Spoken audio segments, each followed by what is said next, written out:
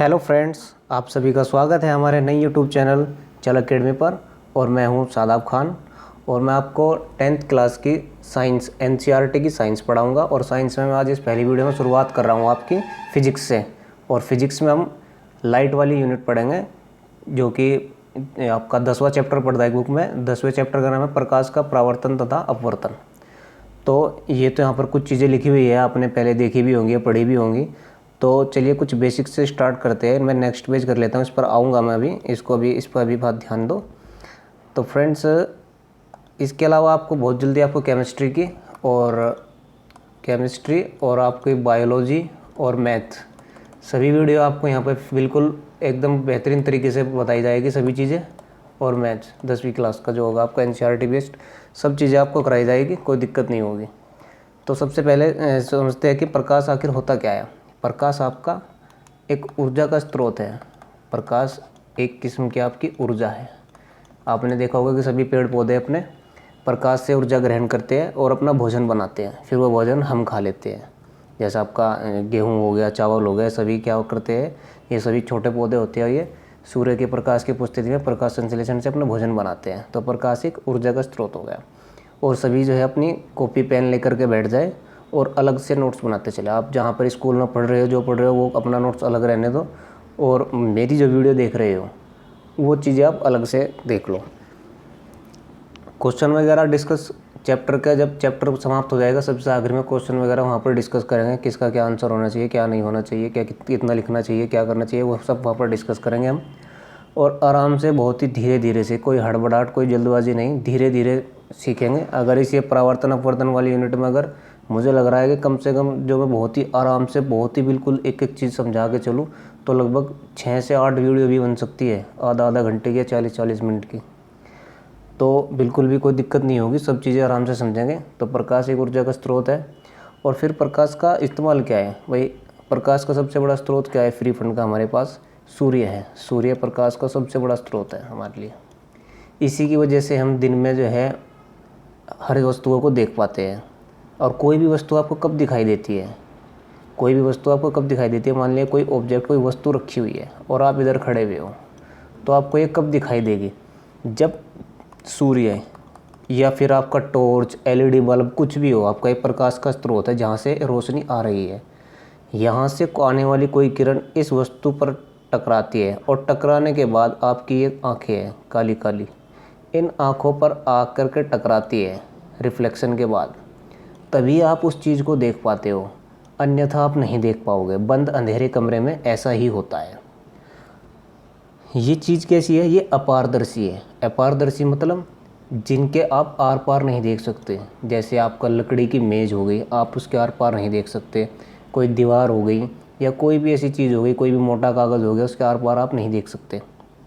लेकिन मान लिया कोई कांच की शीट है, उसके आप आर पार देख पाते हैं। क्यों? क्योंकि प्रकाश उसमें से पार हो जाता है, रिफ्लेक्ट नहीं होता। थोड़ा बहुत रिफ्लेक्ट होता है, उसे हम नेगलेक्ट कर देते हैं।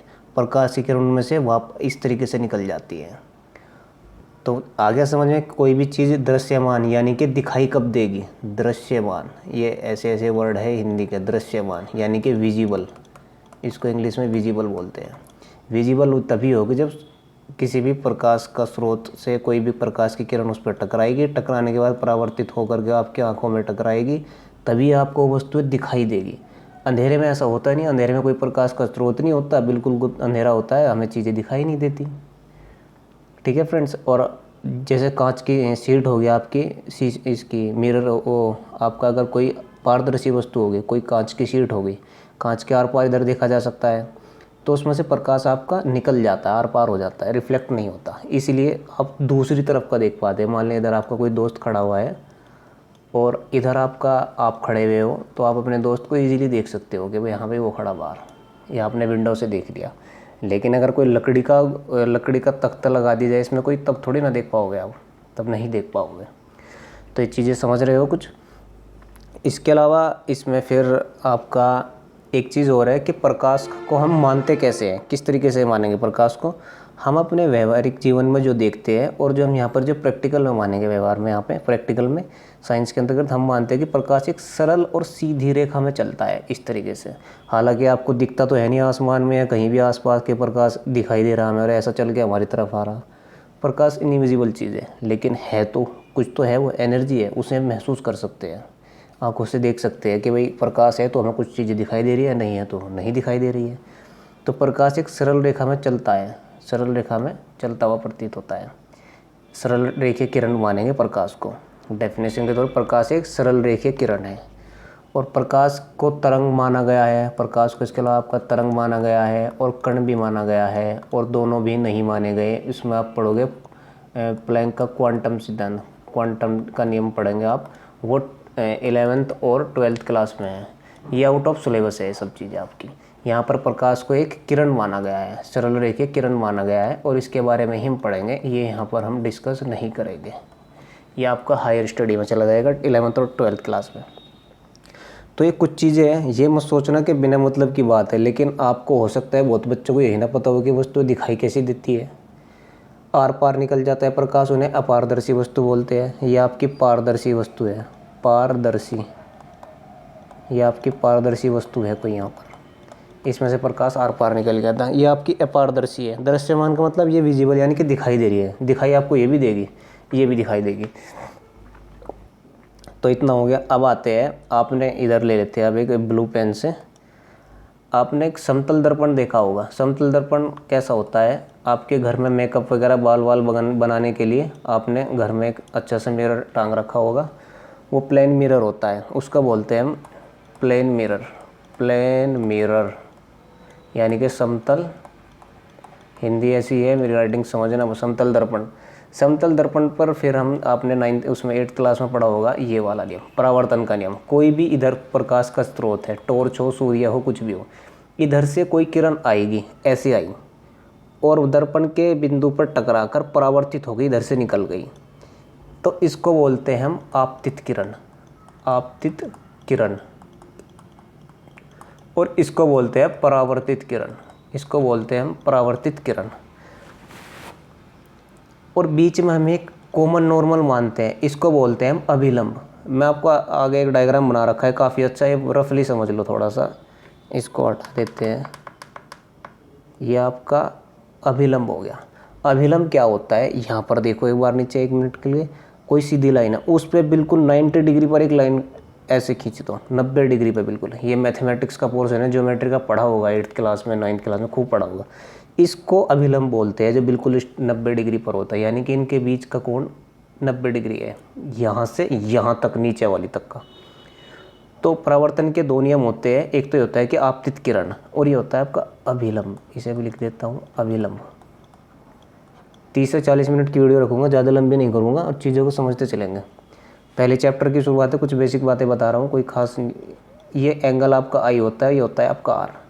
जितने कोण पर आपकी आपतित किरण आती है अभिलंब के साथ, उतने कोण पर आपकी परावर्तित किरण ये वाली इस अभिलंब के साथ कोण बनाती है आर। तो इसका पहला नियम होता है कि अभिलंब, आपतित किरण और परावर्तित किरण तीनों एक ही तल में होते हैं। ये इसका तल होता है ऊपरला, इसको तल बोलते हैं। ठीक है फ्रेंड्स, ये तल होता है और ये हमारा, ये तीनों एक ही तल में होते हैं। फिर एक रूल, दूसरा रूल ये होता है इसका कि जो आपका एंगल आई है ना, वो आर के बराबर है। इसे स्नेल का नियम भी कहते हैं। इसे हम आगे चर्चा करेंगे 3री क्लास में लगभग जा कर के आपके साथ। इसको इतनी बात समझ में आ गई, कोई दिक्कत ना हो तो पीछे चला जाए, मतलब आगे इस पॉइंट पे आ जाते हैं। यहाँ आ जाओ अब। ये डायग्राम है सुंदर सा, साफ सा। अभी मैंने यही बताया आपको, ये समतल दर्पण है नीचे यहाँ पर, ये आपकी आपतित किरण है, ये वाली आपकी आपतित किरण है, ये आपकी परावर्तित किरण है। इधर से कोई किरण आई ऐसे और इधर से ऐसे निकल गई, समतल दर्पण पर टकरा कर इधर से निकल गई, तो ये परावर्तित किरण हुई, ये आपतित किरण हुई। ये आपका अभिलंब हुआ, ये वाला आपका अभिलंब हुआ, नीचे तक है जो अभिलंब। अभिलंब के साथ ये आई एंगल बना रही है, आर बना रही है। तो पहला नियम क्या है इसका, ये लिख दिया मैंने, नोट कर लो। आपतित किरण, अभिलंब, कोमा, अपवर्तित किरण, तीनों एक ही तल में होते हैं। आएगा एग्जाम में ऐसा भी आसान से, तीनों एक ही तल में होते हैं। और दूसरा नियम क्या होता है इसका कि कोण आई बराबर कोण आर के होता है। कोण आई बराबर आपका कोण आर के होता है। बेसिकली ऐसे तो हम नहीं लिखते हैं, मैंने लिख ही दिया, लेकिन कोण को हम साइंटिफिक तरीके से या एक ये कहे कि पढ़े लिखों की भाषा में कहे तो इस तरीके से लिखते हैं। हम कोण को ऐसे रिप्रेजेंट करते हैं, कोण आई बराबर कोण आर के, इस तरीके से लिखते हैं, ऊपर लिखा हुआ है। तो ये नोट कर लो आप, ये स्क्रीनशॉट ले लो। और मैं तो कहूँगा स्क्रीनशॉट लेने के बाद आप फ़ोन में फिर करते तो कुछ होने उनका, वे फिर वो डिलीट हो जाते हैं। नोटबुक में नोट करते चलो और सब चीज़ों को समझते चलो। तो अब मैं इसको रफ कर दे रहा हूँ, एक चीज़ मैं फिर आपको समझा रहा हूँ, मैं इसको हटा दे रहा हूँ।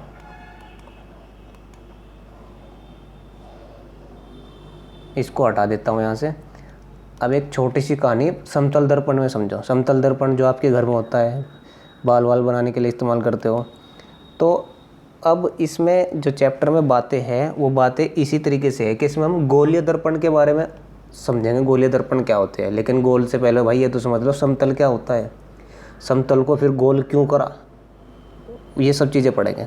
समतल दर्पण है, घर वाला मिरर है आपका, आप इसके सामने खड़े हो, सुबह सुबह ब्रश करने पहुंच गए, इस हाथ में आपका ब्रश है, ये आप खड़े हो यहाँ पर, ये आपका प्रतिबिंब बन जाएगा। इसमें आपका प्रतिबिंब, आपका प्रतिबिंब बन गया। प्रतिबिंब बोलते हैं आपका इमेज को, ये आपका क्या है, ये आपका प्रतिबिंब है।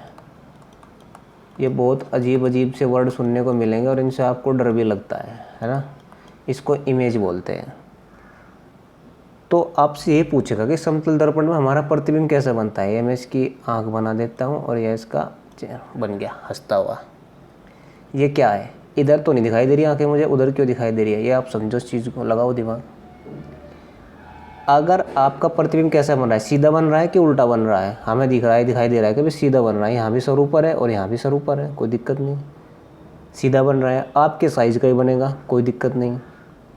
अब आप बताओ इसमें इसमें डिफरेंस क्या है, इसमें और इस इमेज में। इस और इस इमेज में डिफरेंस ये है कि इसमें आपका प्रतिबिंब पार्श्व परिवर्तित हो जाता है, पार्श्व परिवर्तित हो जाता है, यानी कि लेटरली, लेटरली इन्वर्टेड बोलते हैं इसको, इन्वर्टेड इंग्लिश में बोलेंगे इसको, लेटरली इन्वर्टेड होता है। क्यों? क्योंकि जब आप इस तरफ देख रहे हो ना, यही इस तरफ, अगर आपका चेहरा इस तरफ है ना तीर की तरफ, तो ये आपका राइट हैंड होता है, ये आपका लेफ्ट हैंड होता है। ये कौन सा हैंड है आपका, डायरेक्शन आपकी ये है ना, कौन सा हैंड है ये, राइट हैंड है आपका ये।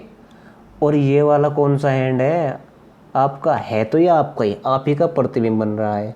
लेकिन ये हैंड कौन सा है, जब उस भाई की डायरेक्शन जो सामने शीशे में खड़ा है आपका जुड़ा हुआ है, उसकी डायरेक्शन तो ऐसी होगी, तो जो आपका राइट होगा ना, ये वाला, ये इसका लेफ्ट हो जाएगा। इसीलिए यह बात कही है मैंने कि इसका प्रतिबिंब पार्श्व परिवर्तित होता है, लेटरली इन्वर्टेड होता है। तो इस बात को आप समझ गए होंगे, कोई दिक्कत नहीं। अगर इस बात को साबित करना नहीं समझ में आ रही है तो एक काम करो, अपने दोस्त को कहो कि भाई सामने खड़ा हो जाओ, या अपनी सहेली को कहो कि भाई सामने खड़ी हो जा, और आमने सामने खड़े हो गए आप अपने दोस्त के, सहेली के, तो कहो कि जौन सा हाथ मैं उठा रही हूँ या उठा रहा हूँ वही हाथ उठाओ, वो भी उठाएगा। अब तुम्हें तो पता है तुम्हारा ये दाहिना हाथ है, यानी कि राइट हैंड है। अपने दोस्त से या सहेली से पूछना कौन सा हाथ है, वो कहेगा या कहेगी कि ये मेरा लेफ्ट हैंड है। ठीक है, तो ये बात अब साबित हो गई कि ऐसे अगर डायरेक्शन होगी तो राइट ये लेफ्ट, जो आपका राइट वो राइट, जो आपका लेफ्ट वो लेफ्ट।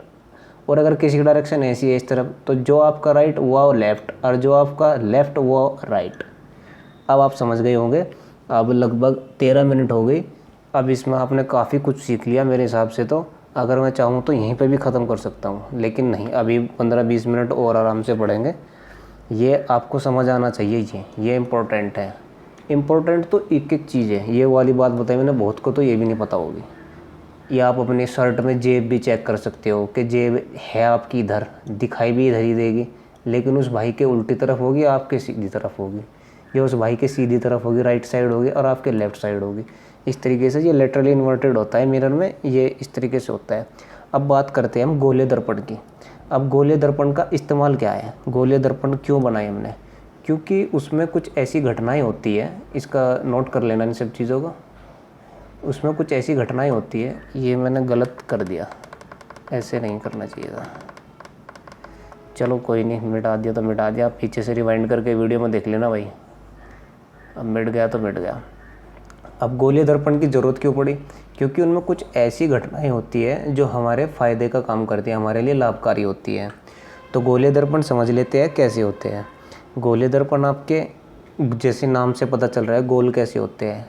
गोल क्या होता है? गोल ऐसा होता है, तो इसी का कोई कटा हुआ भाग होता है। जैसे मैं अगर ये ले लूँ कि ये क्या है, ये आपका गोलीय दर्पण है, ये आपका गोलीय दर्पण है। गोलीय दर्पण आपका इस तरीके से होता है, ये हो गया। तो ये आपका इस तरीके के दर्पण होते हैं। एक इस तरीके का होता है जिसमें इस तरीके से काम होता है, इस तरफ से, ठीक है। ये आपका होता है अवतल दर्पण, अवतल दर्पण। और ये होता है आपका उत्तल दर्पण। ये आपका अवतल दर्पण, ये आपका उत्तल दर्पण होता है। तो इसमें हमारे इसमें जो बुक में एनसीईआरटी में है, इसमें ये है कि ऑब्जेक्ट कहाँ रखा है, प्रकाश आ रहा है अनंत से, इसका फोकस क्या होगा, इसका ध्रुव क्या होगा, इसका वक्रता केंद्र क्या होगा। अब इन सारी चीज़ों पर चर्चा करते हैं डिटेल में। तो गोलीय दर्पण वो होता है, किसी गोले का कटा हुआ भाग होता है और ये आपकी चमकदार सतह होती है। ये चमकदार सतह, ये आपकी चमकदार सतह होती है, यानी कि परावर्तक पृष्ठ भी बोलते हैं इसको, परावर्तक पृष्ठ बोलेंगे इसको। जैसा कि मैंने यहाँ भी लिखा हुआ है, ये परावर्तक पृष्ठ का मतलब है इसका चमकदार भाग है। और ये तल क्या है? तल इसका ये होता है ऊपर का, ये सपाट प्लेन ऊपर का, इसको इंग्लिश में प्लेन बोलते हैं, ठीक है। ये परावर्तक सतह होती है इसकी। उत्तल दर्पण की ये वाली होती है परावर्तक सतह, ये वाली, और इसकी ये वाली होती है, ठीक है फ्रेंड्स। तो समझ आ रहा है, कोई दिक्कत नहीं होनी चाहिए, यहाँ तक नोट करते जाना। और अब इसके बाद हम देखते हैं, इसको रफ कर देते हैं।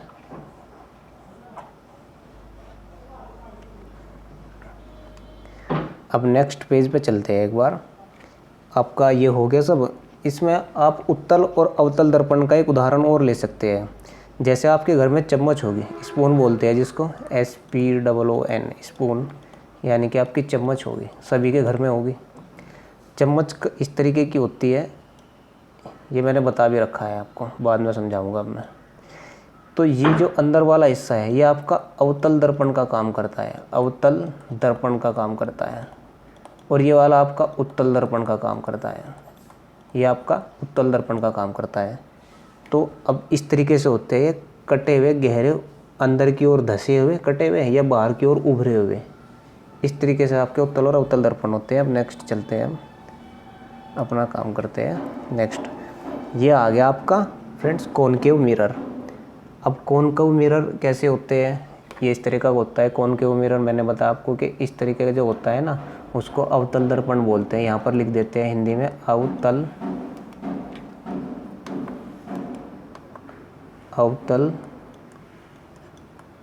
दर्पण। लेंस नहीं है, दर्पण है, ध्यान रखना। लेंस वो चीज़ होती है जिसमें आप आर पार देख सकते हो, दर्पण में आप आर पार नहीं देख सकते हो। अभी लेंस पे मत जाना, अभी दर्पण पढ़ा रहा हूँ, दर्पण पे फोकस करो।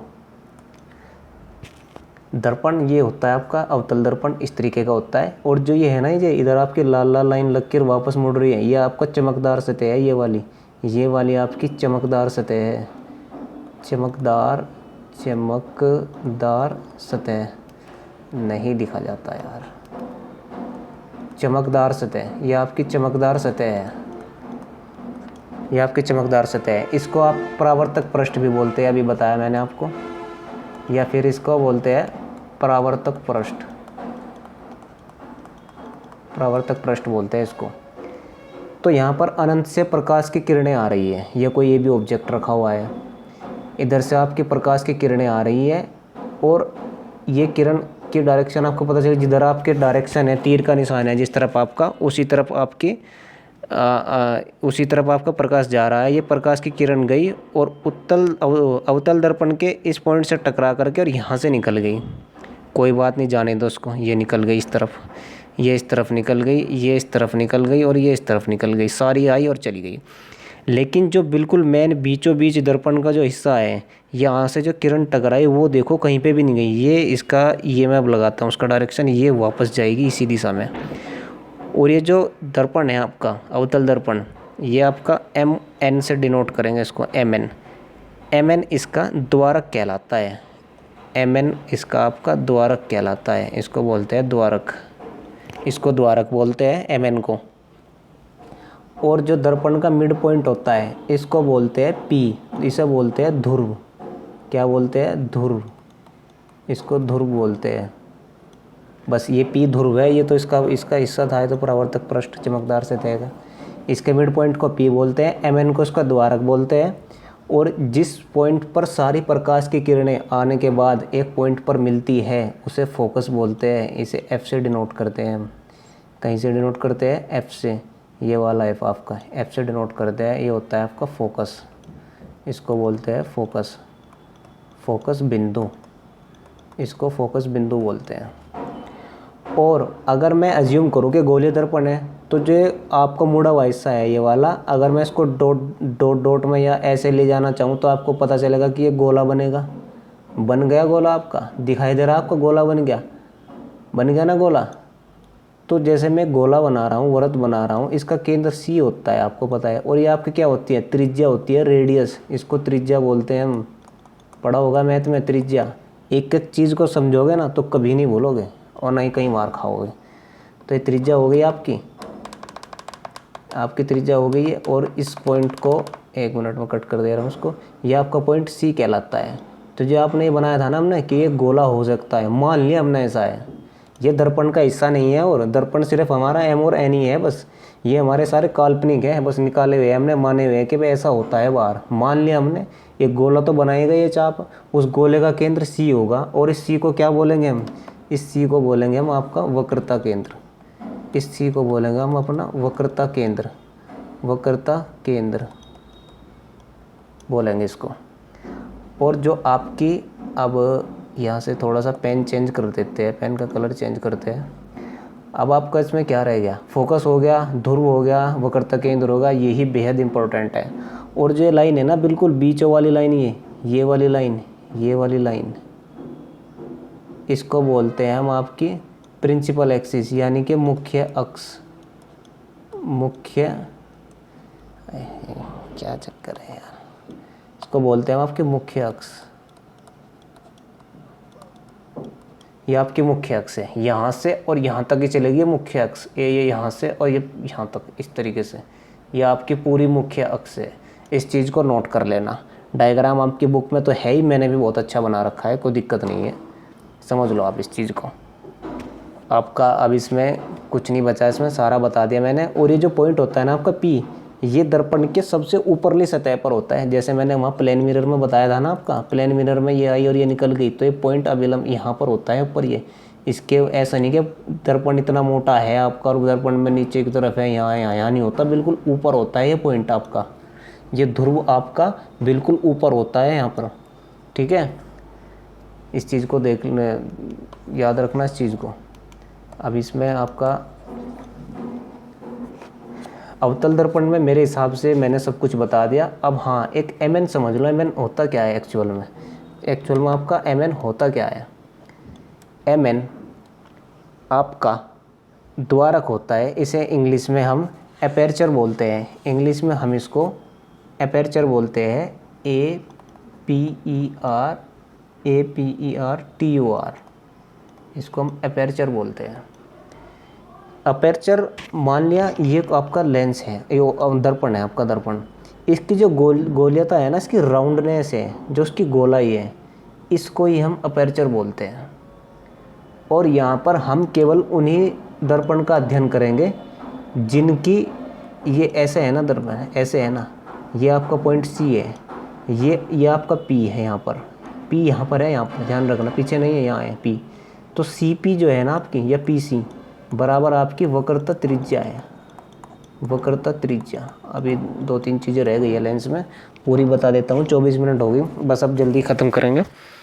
वक्रता त्रिज्या आपकी PC होती है, देख लेना PC कहाँ है। इसमें थोड़ा सा घिच अगर हो रहा हो तो कोई दिक्कत ना हो। P आपका यहाँ है ये रहा, और C आपका यहाँ है, ये PC आपकी वक्रता त्रिज्या कहलाती है। और P से लेकर F तक की दूरी आपकी, यहाँ लिख दे रहा हूँ मैं, P से लेकर के F तक की दूरी, PF आपकी फोकस दूरी कहलाती है। लेंस के ध्रुव से लेकर, इसकी परिभाषा बता रहा हूँ मैं, लेंस के ध्रुव से लेकर फोकस तक की दूरी को फोकस दूरी कहते हैं। फोकस दूरी। ध्यान रखना ये फोकस बिंदु है सिर्फ एफ जो है आपका फोकस बिंदु था, सिर्फ फोकस बिंदु। ये आपकी फोकस दूरी है PF। और PC आपकी वक्रता त्रिज्या है। इसे भी PC को भी उठा के यहीं पर रख दूँ क्या? ये नहीं उठेगा भाई, इसको सारे को ऐसे उठाना पड़ेगा। नहीं आ रहा, आ गया। इसको PC को यहीं पर उठा कर रख देते हैं। ये वक्रता त्रिज्या हो गई। अब आपको थोड़ा सा ठीक लगेगा। वक्रता त्रिज्या हो गई आपकी। और इसके बाद आपका एक इम्पोर्टेंट रिलेशन और निकल के आता है। इसमें आपका क्या रह गया भाई? PC हो गया, PF हो गया। एक रिलेशन निकल के आता है यहाँ पर, इसको ध्यान से समझना। जो PF होता है ना, PF वो बराबर होता है CF के, या इसको आप FC भी लिख सकते हो। उलट पलट के लिख लो, कोई दिक्कत नहीं है। यानी कि यहाँ पर समझो, यहाँ पर डायग्राम में ये जो निशान लगा रहा हूँ डबल, यह दूरी और ये वाली दूरी आपस में बराबर होती है।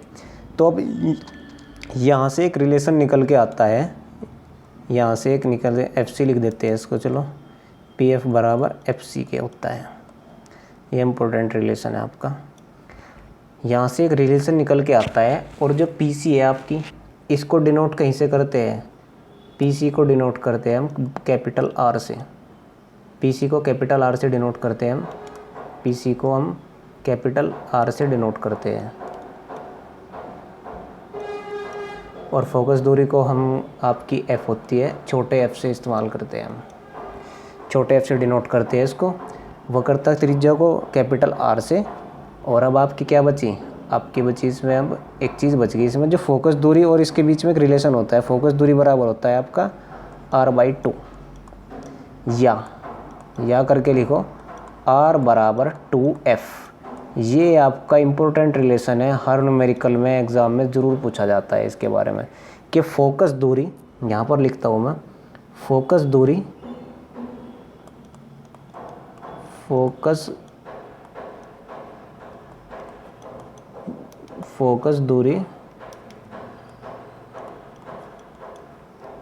बराबर होती है वक्रता त्रिज्या बाई 2 के। या वक्रता त्रिज्या बराबर,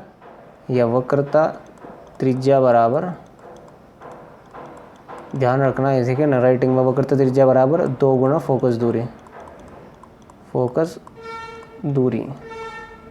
ये आपका रिलेशन बनता है, इम्पोर्टेंट रिलेशन है। तो मैं उम्मीद करता हूँ कि आपको सब चीज़ें समझ में आ गई होगी। ये आपकी मुख्य अक्ष है, ये अनंत से प्रकाश की किरणें आई, इस पर टकरा करके परावर्तित हुई जैसे समतल दर्पण में हुई थी। और एक चीज़ और देखो, जैसे ये पहले वाली किरण है ना, ये टकरा के परावर्तित हो रही है, तो मैंने बताया था ना एक अभिलंब होगा। ये आपका अभिलंब है इसमें, ये वाला, इसको आप अगर पीछे बढ़ा दो डॉट डॉट डॉट करके, ये वाला अभिलंब है। तो जो किरणें आई, इसमें एंगल आपका I और R हो जाएगा। ये गलत कर दिया मैंने, ये ऐसे नहीं, ऐसे होगा।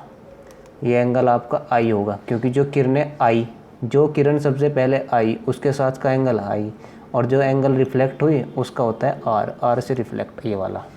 ठीक है, अब सही है, अब ठीक है। अब इसमें अवतल दर्पण में अब कुछ नहीं बचा, अब सब बता दिया मैंने। अभी कहने को काफ़ी कुछ बचा हुआ है, वो बाद में डिस्कस करेंगे। लगभग 28 मिनट हो गई है। अब थोड़ा सा उत्तल दर्पण को समझ लेते हैं। चलिए, अभी अब उत्तल दर्पण का डायग्राम आ गया आपका। इसको बोलते हैं हम उत्तल दर्पण। इसको हम उत्तल दर्पण बोलते हैं। उत्तल दर्पण आपका ऐसा होता है जैसे कि डायग्राम में दिखाई दे रहा है आपको। इसमें चमकदार सतह कौन सी है? ये वाली सतह चमकदार है, या परावर्तक पृष्ठ बोलते हैं इसको, परावर्तक पृष्ठ आपका ये वाला हो गया। कॉपी में लिखते चलना, ये परावर्तक पृष्ठ होता है। और ये पीछे छाया वाला भाग होता है, इस पर हमें ध्यान नहीं देना। ये इसकी मुख्य अक्ष होती है, ये मुख्य अक्ष होगी इसकी। ठीक है, इस तरीके से काम करेंगे। इसमें कोई भी किरण आएगी वो हमें पीछे से आती हुई प्रतीत होगी। कोई किरण इधर से गई प्रकाश की, वो फिर अब परावर्तित पीछे जा कर के यहाँ पर फोकस पर मिल जाएगी। यहाँ इसका फोकस पीछे होता है। तो अवतल दर्पण और उत्तल दर्पण के बीच डिफरेंस ये है कि अवतल दर्पण अंदर की ओर गहरा होता है, और उत्तल दर्पण ये वाला बाहर की ओर उभरा हुआ होता है। ये चम्मच का नीचे वाला हिस्सा है, वो चम्मच का ऊपर वाला हिस्सा है। अवतल दर्पण चम्मच का वो हिस्सा है जिसमें रसगुल्ला रख के खाया जाता है, और उत्तल दर्पण चम्मच का वो हिस्सा है जो जिससे आप किसी का सर फोड़ सकते हो। ठीक है, जो आप समझ में आ गया। ये आपके मुख्य अक्ष है, ये आपकी मुख्य अक्ष वो की वही चीज़ है इसमें। ये मुख्य अक्ष है, ये आपका M और N इसका अपर्चर है। वही मैं यहाँ पर लिख करके टाइम ख़राब नहीं करूँगा, वही लिख लेना। MN इसका अपर्चर है। और यहाँ पर वो एक चीज़ पिछले में भूल गया मैं, MN जो होता है ना, यहाँ पर हम चीज़ देखेंगे कि MN हमेशा हमेशा और हमेशा आपका छोटा होगा। आपकी जो ये C है ना, ये आपका F पॉइंट है और ये आपका C है। ये आपका यहाँ पर आपका P है, ये वाला इस PC से छोटा होगा, यानी कि PC। ये लिख दे रहा हूँ, वैसे बुक में कहीं दे नहीं रखा इसके बारे में, लेकिन इसका मतलब ये है कि हम केवल उन्हीं दर्पण का अध्ययन करेंगे जिनका MN छोटा है। इसका मतलब होता है जिस तरफ तीर होता है वो छोटा होता है, जिसकी तरफ 2 टांगें होती है वो होता है बड़ा। MN आपका छोटा है PC से, उन्हीं दर्पण का हम अध्ययन करेंगे इस NCERT में, लिखा हुआ है ऐसा भी। ठीक है, तो कोई नोट बस समझ लो, उसको नोट करने की ज़रूरत भी नहीं इतनी। इसमें भी वो का वही केस है, प्रकाश की किरण आई अनंत से, आई, ये भी आई, ये बीच में भी आई, सारी किरणें आई, और ये टकरा करके यहाँ पर जो है ना वापस इस तरीके से फैल कर मुड़ जाती है। ये यहाँ पर टकराई, फैल कर मुड़ गई। ये जो मुख्य अक्ष से गई, इसके साथ वही काम होता है बिल्कुल। जो सेंटर पे जाकर टकराएगी वो वापस आ जाएगी। ये मैंने निशान लगा दिया इसका, वापस चली जाएगी। इधर से किरण आई, ये टकरा करके ऐसे निकल गई, इधर से किरण गई, ये टकरा के ऐसे निकल गई। लेकिन इसमें क्या है, क्या कहानी है, जो एक रिफ्लेक्शन वाली किरणें हैं, ये किरण नंबर 1, 2, 3, 4, इसे 5 नाम दे देते हैं। ये तो वापस चली गई, 5वीं तो वापस चली गई। तो 1, 2, 3, 4 जो है आपकी पीछे से आती हुई प्रतीत होगी। हमें ऐसा लगेगा कि ये किरणें पीछे से निकल के आ रही है कहीं से। जैसे ही चम्मच में आप अपना चेहरा देखोगे ना, तो आपको ऐसे लगेगा कि हमारा जो चेहरा है वो चम्मच के पीछे से निकल के आ रहा है, कहीं कहीं गहराई में हमारा फ़ोटो बना हुआ है। फ़ोटो यानी कि इमेज, यानी कि प्रतिबिंब इस फोकस पर बनता है आपका। और ये फोकस पॉइंट आपका उत्तल दर्पण में दर्पण के पीछे होता है। अवतल दर्पण में कहाँ था, जो आपसे पहले बताया था, अब से पहले जो बताया था उसमें कहाँ था, ये रहा, यहाँ था, दर्पण के सामने था। दर्पण के सामने, ये सामने का हिस्सा है दर्पण के, ये पीछे का हिस्सा है, ये पीछे है, ये सामने है, इसको सामने बोलेंगे, सामने, दर्पण के सामने था यहाँ पर। और यहाँ पर क्या कंडीशन हो रही है, यहाँ पर कंडीशन हो रही है दर्पण के पीछे बनता है। इसका फोकस भी पीछे होता है। ये आपका फोकस है, कलर चेंज कर लेते हैं। ये आपका फोकस हो गया, फोकस, ये फोकस हो गया आपका। ये आपका वक्रता केंद्र हो गया, आपका वक्रता केंद्र हो गया। ये आपका वक्रता केंद्र। 32 मिनट हो गई वीडियो को लगभग, अब जल्दी 35-36 तक कोशिश करेंगे, बंद कर देंगे। ये आपका वक्रता केंद्र हो गया। वक्रता केंद्र इसमें वही है जहाँ पर किरणें मिलती आती हुई प्रतीत होंगी, फोकस होगा, समझ आ गया होगा आपका। ये कोई मान लिया मैंने, कोई गोला है बहुत बड़ा, ये जिस गोले का ये भाग है उस गोले का सेंटर होगा C। इस C को ही हम वक्रता केंद्र कहते हैं। पीछे भी मैंने बताया था। हमने माना, बस ये इसमें ज़्यादा दिमाग नहीं लगाना है। हमने मान लिया ऐसा कि भैया हम कटा हुआ हिस्सा ले रहे, किसी चीज़ का टुकड़ा है ये। आपने देखा होगा चांद कभी कभी आसमान में इतना सा दिखाई देता है, सिर्फ इतना सा जितना आपका दर्पण है। कभी कभी आपने देखा होगा लगभग गोल सा ही दिखाई देता है, बिल्कुल इस तरीके से, हल्का सा कटा हुआ। ठीक है, तो है तो एक्चुअल में ये गोला ही, कोई गोले का कटा हुआ हिस्सा लेकर के हमने अपने प्रैक्टिकल को कराया पूरा। और ऐसे गोले दर्पण का हम इस्तेमाल करते हैं। अब इस्तेमाल कहाँ होता है इनका वो भी बताएंगे, क्या इनके फ़ायदे हैं, क्या इनके लाभ हैं, वो भी हम, इनके एडवांटेज क्या क्या है इनके, वो भी बताएंगे। तो ये हो गया सब कुछ। इसमें भी P हो गया, मुख्य अक्ष होगी, फोकस हो गया, वक्रता केंद्र हो गया, MN अपर्चर हो गया। और इसमें भी सेम टू सेम वही केस होता है। इसमें भी आपका PF बराबर होता है आपका FC। ठीक है फ्रेंड्स, और R बराबर होता है इसमें आपका 2F। यही चीज़ इसमें होती है। यानी कि R क्या होता है वो भी बता दूँ आपको। यहाँ से लेकर के ना, यहाँ से लेकर के, यहाँ से लेकर के ये R होता है। ये वक्रता त्रिज्या होती है। पिछले वाले में मैंने लिखा नहीं है, उसमें भीड़ होगी थोड़ी डायग्राम में। इस वाले में लिखा नहीं मैंने। जो यहाँ से लेकर के ना, ये वाली दूरी यहाँ से लेकर के ये R है, कैपिटल R, यहाँ से लेकर के और यहाँ तक P तक, इसको R बोलेंगे हम। अब आप ये मत कहना कि ज़्यादा भीड़ कर दी सर आपने, तो बहुत ज़्यादा भीड़ कर दी, समझ नहीं आ रहा कुछ। देख लेना, वीडियो को रिवाइंड कर लेना। इससे पहले यहाँ आर नहीं लिखा हुआ था, उससे पहले यहाँ ये भी एफ भी नहीं लिखा हुआ था, कुछ नहीं लिखा हुआ था। चीज़ों को अच्छे से समझना और ये नोट कर लेना। फोकस दूरी, वक्रता त्रिज्या, पी बराबर पी एफ बराबर सी, वक्रता त्रिज्या बराबर 2 गुना फोकस दूरी क्या होता है। और यही चीज़ें इसमें आपकी उत्तल दर्पण में हो रही है। ठीक है फ्रेंड्स, अब इसमें एक छोटी सी चीज़ ले लेते हैं। इसमें एक एग्जांपल ले रखा है मैंने। इसमें एक चीज़, इसमें तो ये वाली तो बताई दी मैंने उत्तल दर्पण में भी कि भाई ये कोई रिफ्लेक्शन किरण है। रिफ्लेक्शन वाला एंगल आपका आर होता है और ये आपका इंसिडेंस रे वाला यानी कि आपतित किरण, ये आपतित किरण है सारी की सारी। इस पर ये आपतित किरण, आपतित किरण, इसीलिए समतल दर्पण का सबसे पहले समझाया था ना, ये वाली चीज़ बताई थी ना। आपतित किरण, परावर्तित किरण, अभिलंब, एंगल आई, एंगल आर समझाई थी ना समतल दर्पण। अभी दर्पण मोड़ दिया हमने। अब इसके साथ क्या कहानी हो रही है, आपतित किरण। और ये कौन सी किरण है, ये वाली, ये है आपकी परावर्तित किरण। ये है आपकी भैया परावर्तित किरण। सभी को समझ आ रहा है ना? कमेंट करके ज़रूर बताना जो कुछ पढ़ा है वो समझ में आया कि नहीं। आज ही थोड़ा सा इस पर जोर दे रहा हूँ, आगे और बेहतर तरीके से जो भी हो सकेगा उस तरीके से समझाएंगे। पूरे बेहतरीन तरीके से एक एक चीज़ को करते चलेंगे। वीडियो चाहे 7 बनो चाहे 8 बनो, उसकी कोई दिक्कत नहीं मुझे। ये परावर्तित किरण होगी। और ये आपका अभिलंब है। ये वाला क्या है आपका, अभिलंब है ये। बस मेरी भाषा को समझो, अभिलंब कह रहा हूँ मैं, लिख दिया मैंने, अभिलंब ही है, बस ऐसा ही लिखा जा रहा है। इसको कॉमन नॉर्मल बोलते हैं, बता दिया था मैंने। चलिए, प्रकाश के बारे में तो जान गए। अब ये चम्मच आ गई। अब बताओ मुझे, ये चम्मच का ये वाला हिस्सा क्या है, आपका अवतल दर्पण होता है। आपका ये अवतल दर्पण होता है, यानी कि कॉनकेव मिरर। कॉनकेव मिरर का काम करेगा ये कुछ नहीं है बीच में। कभी से कहो क्या है ये कॉनकेव मिरर। ये कौन सा काम करेगा, ये करेगा आपका कॉन्वेक्स मिरर का। कॉन्वेक्स मिरर यानी कि उत्तल दर्पण का काम करेगा। दर्पण है, समझ लेना इसको। ये चम्मच होगी आपकी। जब आप इसमें अपना चेहरा देखोगे ना, जब आप इसमें अपना चेहरा देखोगे ना, अवतल दर्पण कैसा था, ऐसा था। यानी कि चम्मच को मैंने पलट के खड़ी कर ली। इसका फोकस पॉइंट कहाँ बन रहा था, कोई किरण आई यहाँ से निकल गई, ये इसकी मेन किरण होगी। कोई किरण आई टकरा गई, यहाँ से निकल गई। कोई किरण आई यहाँ से टकरा कर गई, यहीं से निकल गई। इस तरीके से होता ना, तो इसका फोकस यहीं बन रहा था ना सारा। दोबारा समझा देता हूँ, इसका फोकस सारा यहीं पे बन रहा था ना। देखो पीछे, अब नेक्स्ट नहीं हो रहा। फोकस कहाँ था अवतल दर्पण का, ये वाला, ये रहा फोकस, ये वाला फोकस, ये रहा। ये फोकस पॉइंट था ना इसका एफ। तो इसमें आपको आपका चेहरा उभरा हुआ नज़र आएगा। ये दर्पण हो गया, अगर ये वाला यहाँ पर दर्पण हो गया, यहाँ से आपका चेहरा बाहर की तरफ निकला हुआ मिलेगा। कहाँ पर,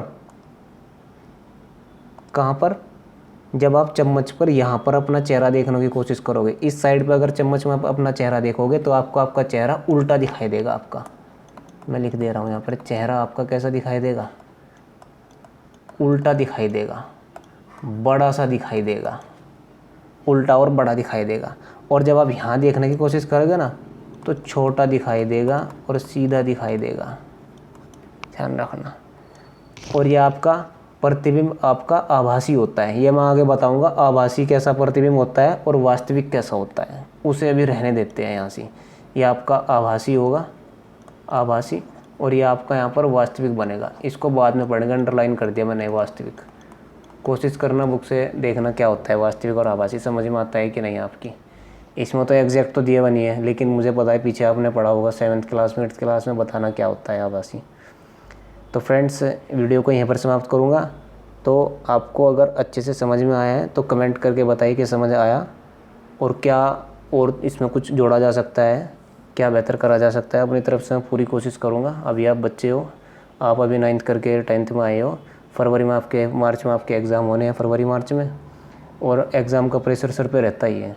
तो बहुत सारे बच्चे ऐसे हैं कि स्कूल में टीचर वगैरह नहीं होते इतने, और जहाँ होते हैं तो वहाँ बच्चे बहुत ज़्यादा है मान लिया, तो अपने डाउट्स वगैरह या फिर अपना कुछ काम छूट जाता है, या फिर पढ़ने में एवरेज बच्चे होते हैं, उन्हें दिक्कत होती है काफ़ी। तो आप मेरे साथ बने रहिए, चलो एकेडमी के साथ चलते रहिए। आपको एग्ज़ाम सेंटर के बाहर छोड़ देंगे, कोई दिक्कत नहीं होगी, अपने स्कूल का टॉपर आप ही बनोगे।